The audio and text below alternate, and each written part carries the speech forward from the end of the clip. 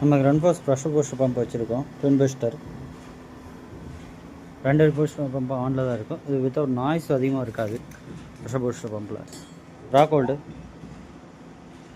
Outer unit, rock ஹோல்டோட heat pump,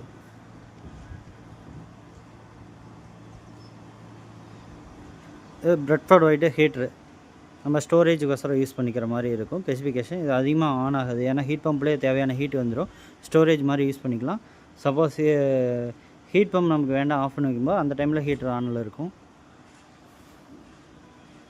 1000 LPH RO நமக்கு multimedia ஃபில்ட்ரேஷனோடு வந்துடும். பர் ஹவருக்கு 1000 லிட்டர் கொடுக்கும். ஃபுல்லாகவே எஸ்எஸ்லேயே கொடுத்துருவாங்க.